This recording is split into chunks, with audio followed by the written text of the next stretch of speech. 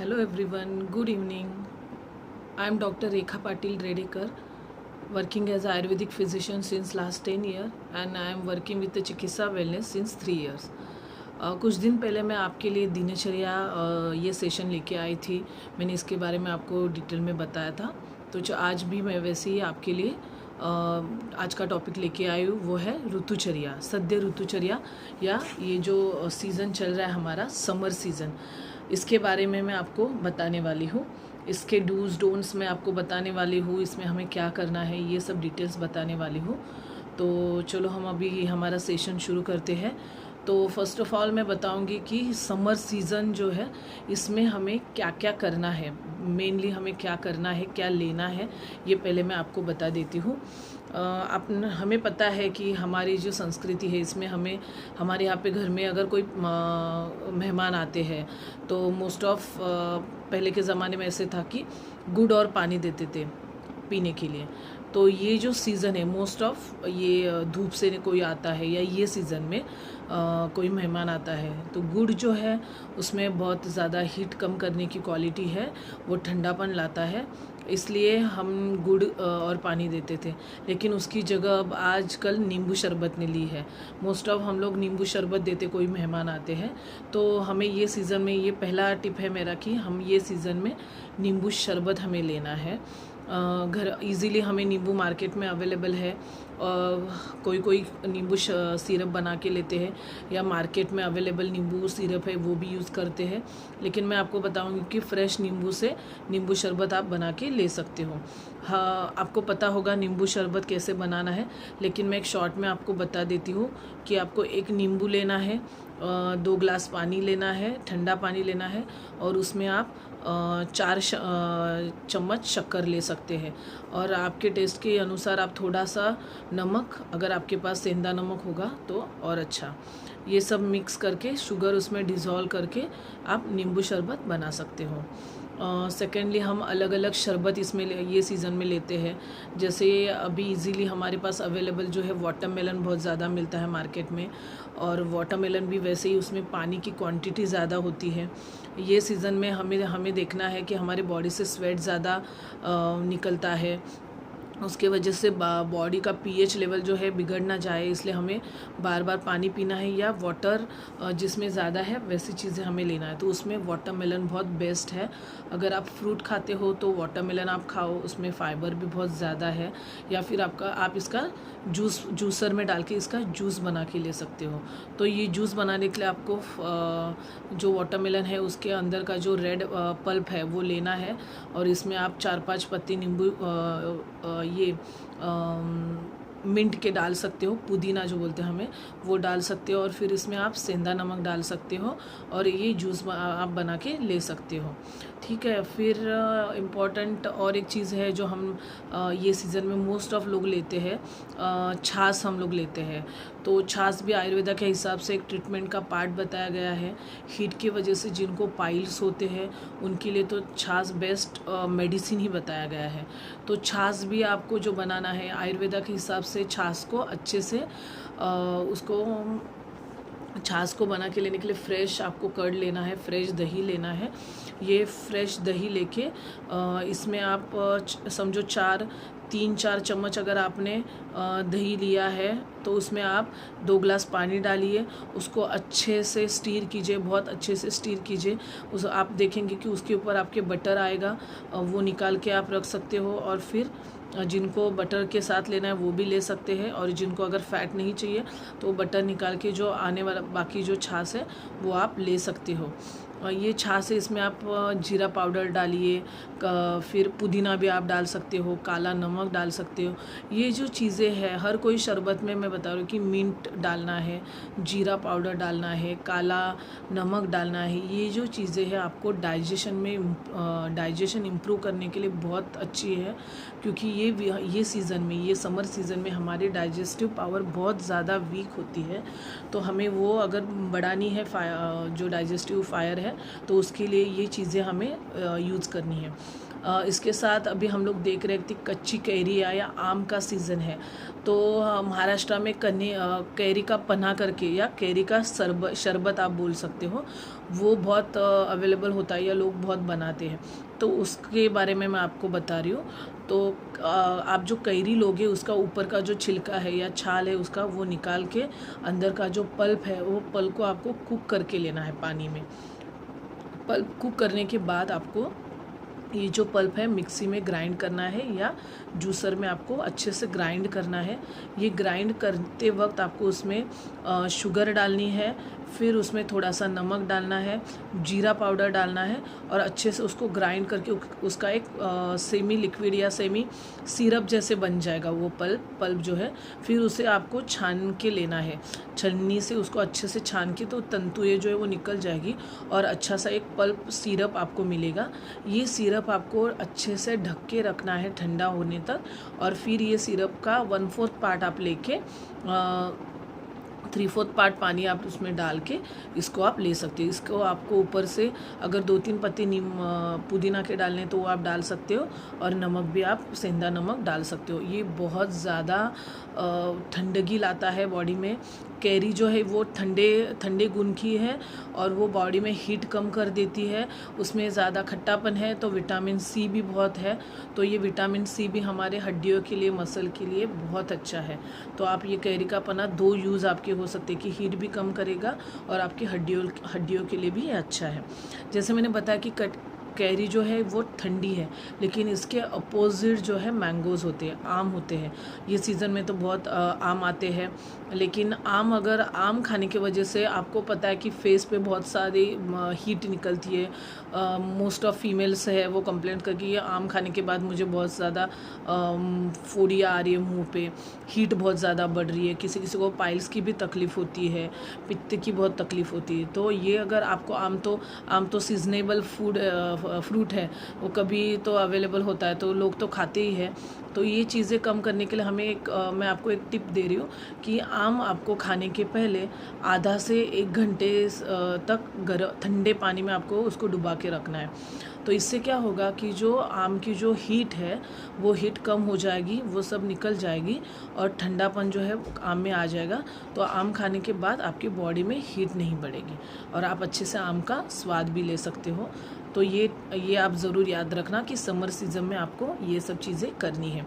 इसके साथ और एक इम्पॉर्टेंट है, बहुत लोगों को पता है कि खस करके एक वनस्पति आती है। खसखस मसाले में जो आती है वो नहीं, खसखस नहीं तो खस करके, इसे मराठी में हम लोग वाड़ा बोलते हैं, वाड़ा आता है। ये एक है ना ग्रास का प्रकार है। इसमें एक वुडन फ्रेगरेंस आता है और उसका शरबत मार्केट में भी आप देखोगे तो खस शरबत या खस सिरप करके अवेलेबल है। लेकिन मैं आपको बताऊँ वो ग्रीन कलर का दिखेगा, लेकिन नेचुरली वाला ग्रीन कलर का नहीं होता। अगर आपको प्योर वाला शरबत बनाना है तो मैं आपको बताती हूँ वो कैसे बनाना है। तो आप किसी भी आयुर्वेदिक स्टोर से वाला लेके आइए। 60 to 70 ग्राम आपको वो वाला ग्रास आता है वो लेके आना है। उसको अच्छे से आपको धोना है क्योंकि उसमें मिट्टी रहेगी, सूखी मिट्टी रहती है। तो आपको उसे अच्छे से धोना है, पानी में डुबा के रखना थोड़ी देर, 10-15 मिनट। फिर अच्छे से उसको वॉश कर लो। फिर उसको चाकू से आपको कट करना है छोटे छोटे पीसेस और उसको ग्राइंड करके उसका जो सिरप आता है वो निकालना है। फिर ये जो सिरप है इसमें आपको 600 ग्राम शुगर डालनी है। ठीक है, ये शुगर डाल के थोड़ा सा इसमें पानी, शायद 1 कप भर पानी आप डालो और इसको अच्छे से उबाल लो। आप हीट दे दो, अच्छे से उबाल लो। वो 8-10 मिनट आप उसको उबालोगे तो उबालने के बाद वो बॉईल हो जाएगा। जब आपको लगेगा कि बॉईल हो रहा है उसके बाद और थोड़ी देर आपको उसको थोड़ा गाढ़ा होने तक, उसका थिक होने तक उसको हीट देना है। फिर उसको गैस बंद करके उसे किसी पॉट में या फिर जार में आप अच्छे से निकाल लो और फिर उसको ढक के रखना है ठंडा होने तक। अच्छा नॉर्मल टेम्परेचर पे आ जाएगा, फिर आप इसको रेफ्रिजरेट कर सकते हो। ये जो है सिरप, इससे आप शरबत 15 दिन तक बना के पी सकते हो। इसमें कोई प्रिजर्वेटिव नहीं है, इसलिए 15 दिन के अंदर आपको ख़त्म करना है। तो ये जो खस है ये बहुत हीट कम करने के लिए बहुत बेस्ट बताया बताया गया है। आयुर्वेदा में बहुत सारी मेडिसिन्स में या टैबलेट्स में ये बहुत यूज़ किया जाता है। तो इसका शरबत अगर आप ले लोगे तो आपकी बॉडी का जो टेम्परेचर है मेंटेन रहेगा, पीएच लेवल मेंटेन रहेगा, हीट कम हो जाएगी। ये सब चीज़ें शरबत वगैरह लेने का एक ही हेतु है कि हमारी ये जो सीज़न में स्वेटिंग बहुत ज़्यादा होती है, यूरिनेशन कम होता है। तो आप एक ध्यान रखना कि यूरिनेशन कम हो रहा है, इसलिए आप डरना मत, क्योंकि ये सीज़न में स्वेट ज़्यादा निकलता है। आप पानी भी जितना पी रहे हो लेकिन यूरिन बहुत कम निकलता है, तो उसमें डरने की कोई ज़रूरत नहीं है, क्योंकि एक्सटर्नली स्वेट के द्वारा हमारा पानी इवेपोरेट हो रहा है। ठीक है, तो ये कम करने के लिए या पीएच आपका जो मेंटेन रखने के लिए, आपकी बॉडी की हीट जो है वो कम करने के लिए मैंने जो आपको बताए गए हैं शरबत के टिप्स आप या छाछ लेना, ये सब चीज़ें आप कर सकते हो। ठीक है, अभी तो मैंने आपको बता दिया कि हमें क्या क्या करना है। मैं आपको एक ग्रीष्म ऋतु के बारे में कुछ बताने वाली हूँ।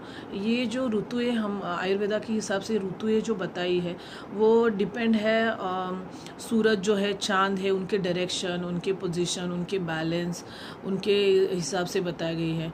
आपको पता है कि मकर संक्रांति जो आती है इसमें जो हमारी पृथ्वी है वो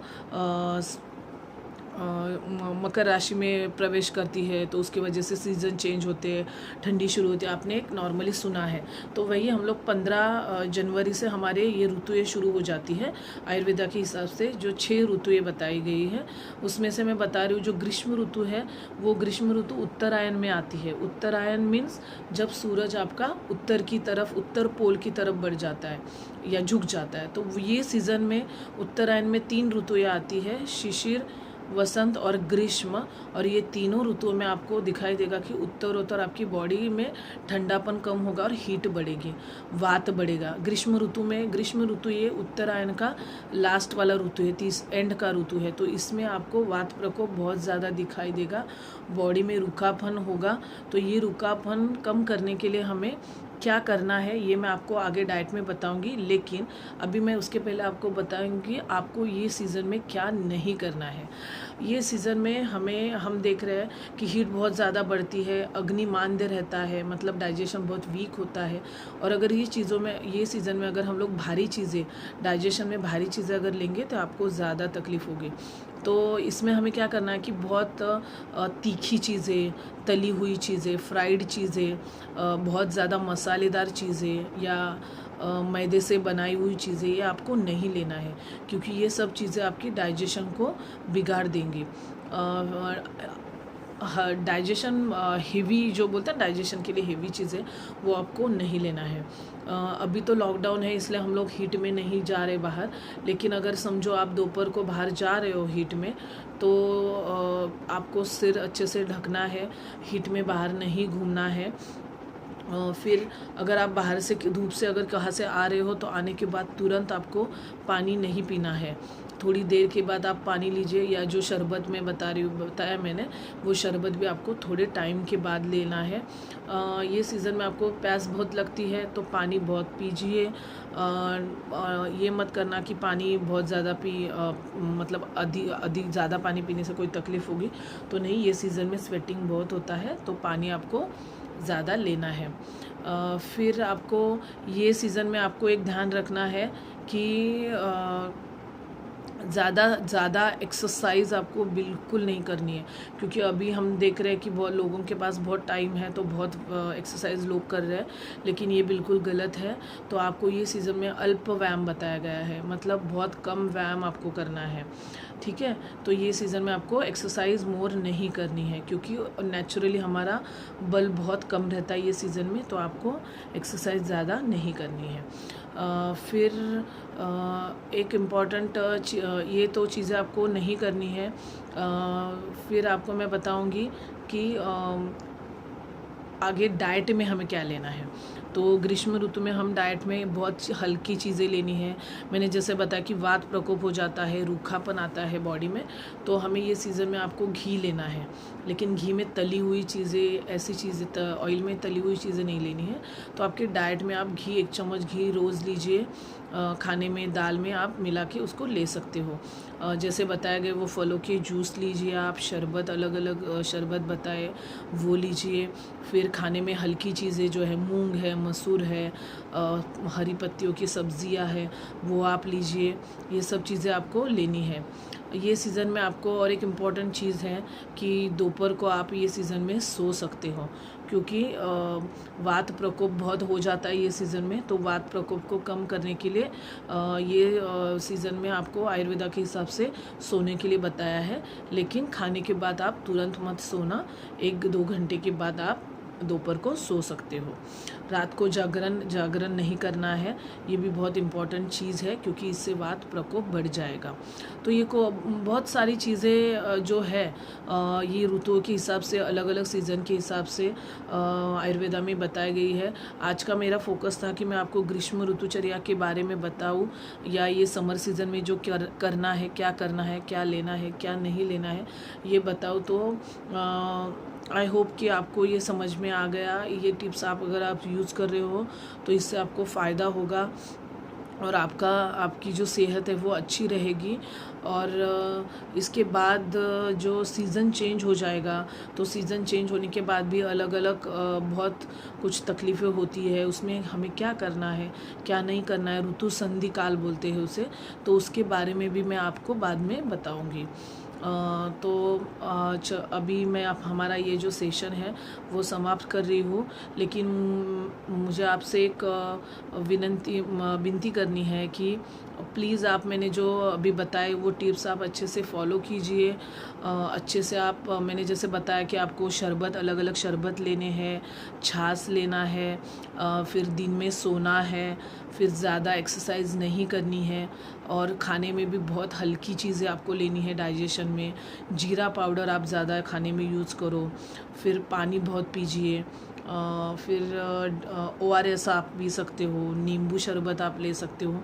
ऐसी चीज़ें जो है बॉडी में आपके टेम्परेचर मेंटेन करेगी, पित्त दोष करेगी, कम करेगी। ये चीज़ें आपको लेना है। और जो बढ़ने वाला वात है उसे भी हमें ये सीज़न में कम करना है, क्योंकि ये बढ़ने वाला वात जो है आगे जाके वर्षा ऋतु में वात डिसऑर्डर तैयार करता है, या जो बोलते हैं ना मतलब जॉइंट डिसऑर्डर तैयार करता है।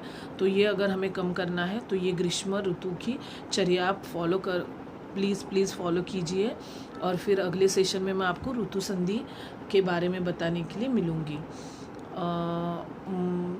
ओके, फिर take care, stay home, stay safe, bye.